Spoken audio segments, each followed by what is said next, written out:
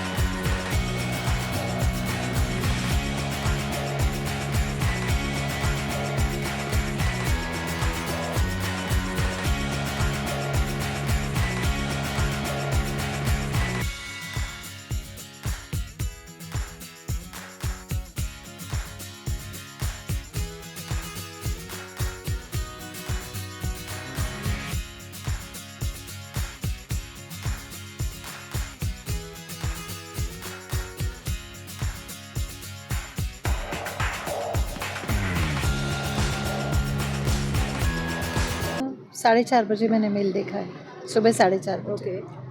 पौने 4 बजे वो सेंड किया गया है, मैंने 4:30 देखा। ओके, क्या सुबह लिखा था मेल में, क्या है? कोई बॉम्ब का थ्रेट था कि स्कूल में बॉम्ब है, उस पर हमने तुरंत एक्शन लिया, तुरंत पुलिस को इन्फॉर्म किया, पुलिस तुरंत आई और एक्शन लिया गया। सो सारे एजेंसीज आ गई, बॉम्ब स्क्वाड आई, फायर ब्रिगेड आई और पुलिस का पूरा बटालियन है। तो बच्चों को मैसेजेस भेज दिए गए कि वो स्कूल नहीं आएंगे।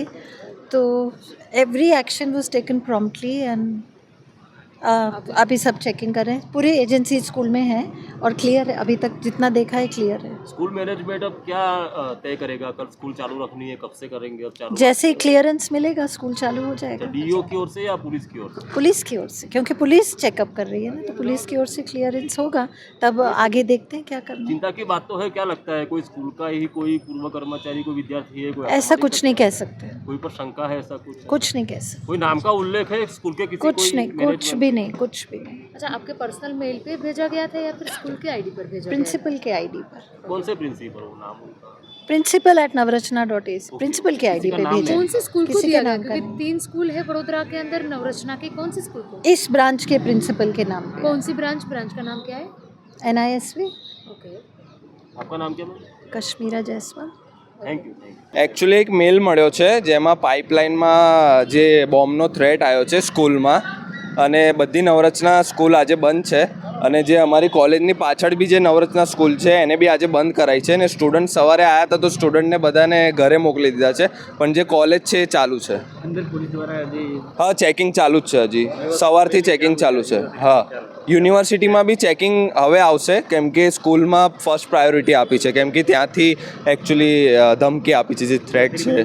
હા, યુનિવર્સિટી તો ચાલુ છે, તમે જોઈ શકો છો, બધા સ્ટુડન્ટ છે। ના, ત્યાં કોઈ ધમકી નથી। ના, એ હજુ કંઈ ખબર નથી, એ પોલીસ દેખશે। અરમાન અલી।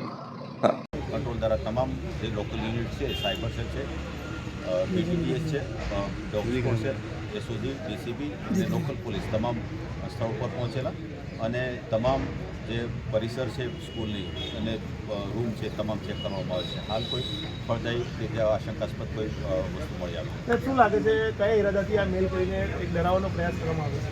કોઈ પણ કારણ હોઈ શકે, સાયબર સેલ જે એના જે IP એડ્રેસ છે એ બાબતે તપાસ કરે, ક્યાંથી આવ્યો છે, કેટલા પહોંચે, એના ઉપરથી જાણી શકાય છે જે અન્ય કઈ સ્કૂલમાં મેલ આવ્યું છે, એવું કંઈ તપાસ થશે?